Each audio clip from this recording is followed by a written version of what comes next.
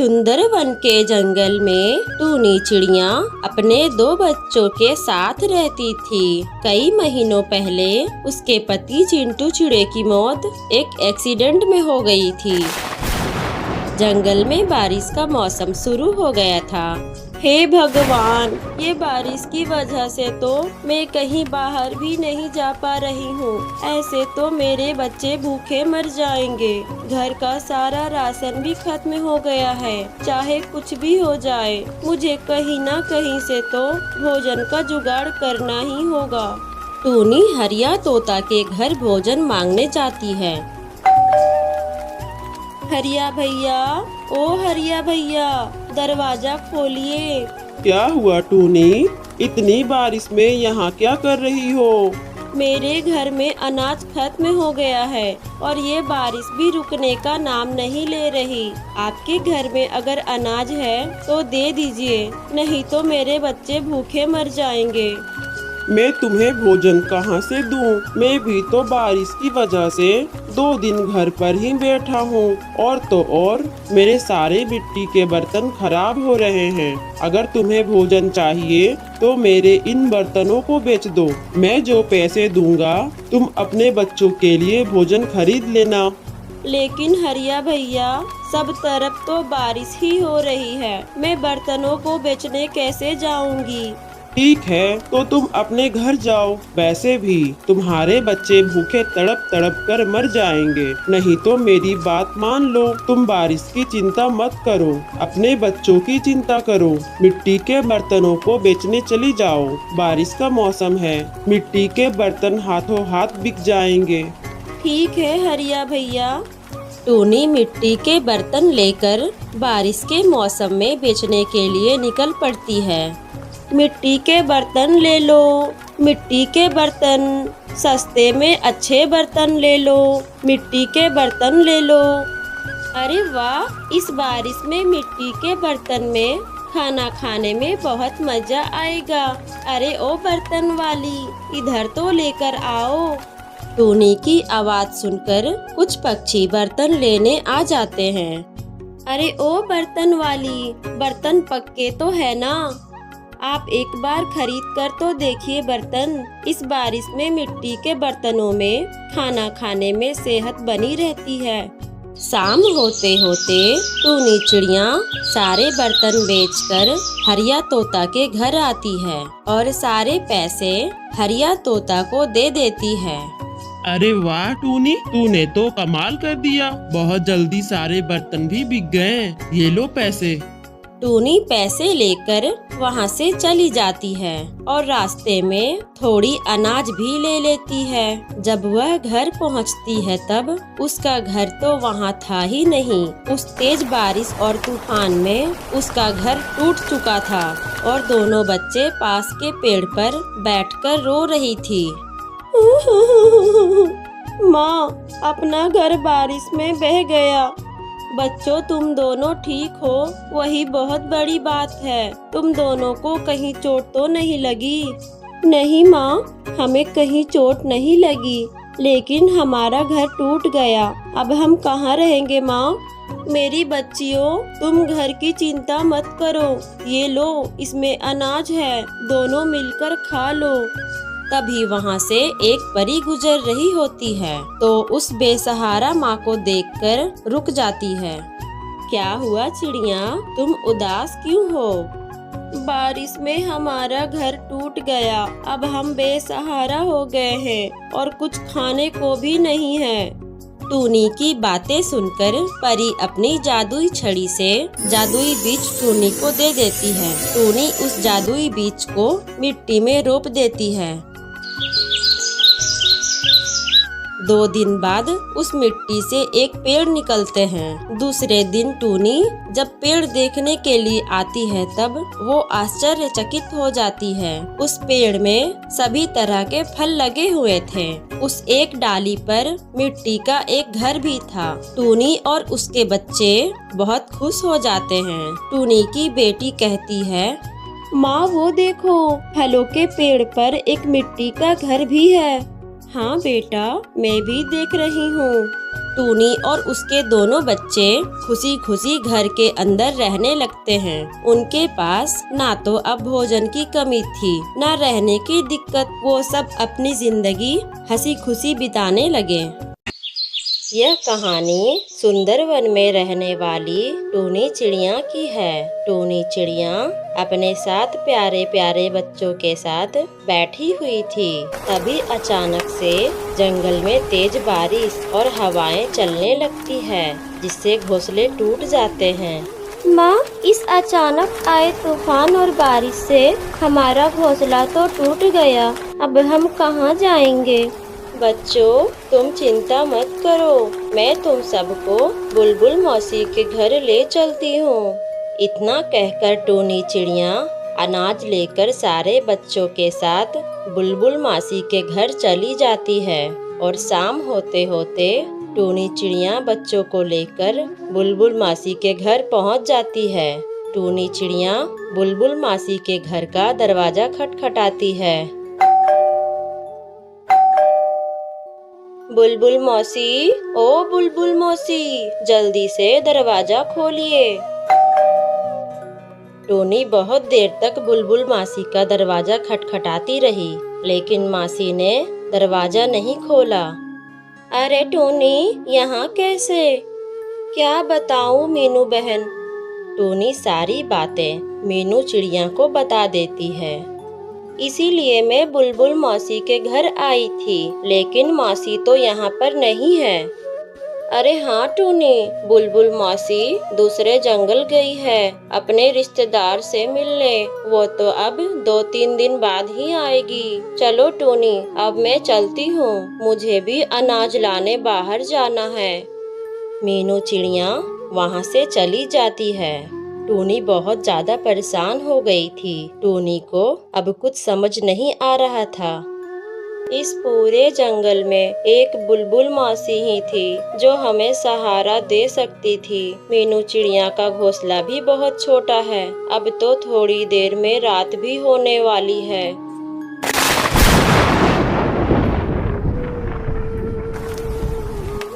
तभी अचानक से तेज बारिश और तूफान शुरू हो जाते हैं।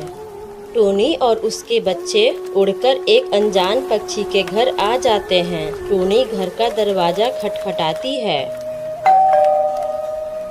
आप सब कौन हो और यहाँ क्या कर रहे हो? मेरे घर का दरवाजा क्यों खटखटाया? भैया जी, मेरा नाम टूनी है और ये मेरे बच्चे। मैं पास वाले सुंदरवन जंगल से आई हूँ। मैं यहाँ पर बुलबुल मौसी के घर आई थी, लेकिन वो घर पर नहीं है और अचानक से जोरदार बारिश भी शुरू हो गई। क्या हम बारिश में आपके घर रुक सकते हैं? बारिश रुकते ही मैं मेरे बच्चों को लेकर यहाँ से चली जाऊंगी।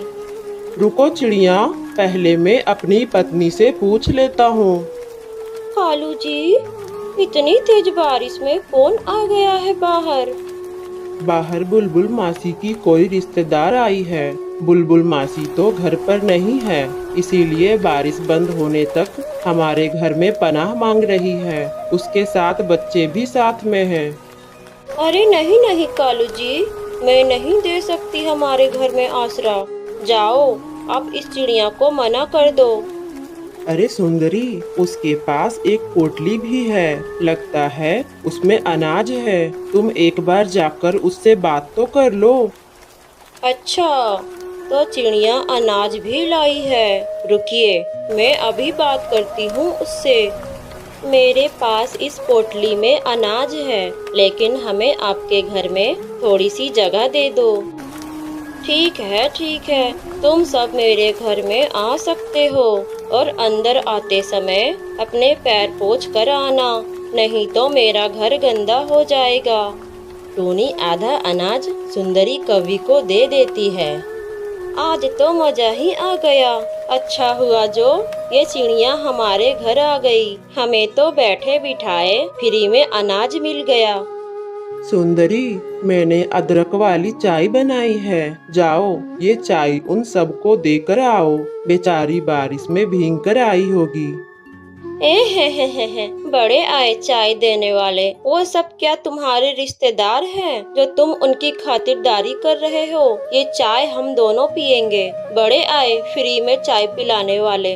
टूनी चिड़िया बारिश के रुकने का इंतजार कर रही थी। ये सुंदरी कौवी तो बहुत चालाक है। बस अब जल्दी से बारिश रुक जाए, मैं सुबह होते ही अपने जंगल चली जाऊंगी। सुबह हो जाती है। टूनी चिड़िया खिड़की के पास आकर देखती है। अरे बाप रे, ये बारिश तो रुकने का नाम भी नहीं ले रही। अब मैं अपने जंगल कैसे जाऊंगी? मेरे पास तो अनाज भी नहीं है। अब मैं बच्चों को क्या खिलाऊंगी? टूनी परेशान हो जाती है। तभी वहाँ पर सुंदरी कौवी आ जाती है। सुन रे चिड़िया, बारिश आज भी हो रही है। अगर तुझे आज भी घर के अंदर रहना है तो बाकी का अनाज भी मुझे दे दे।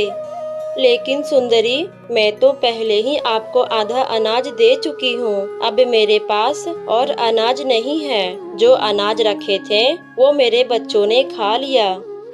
मुझे अनाज नहीं दोगी तो मेरे घर से निकल जाओ।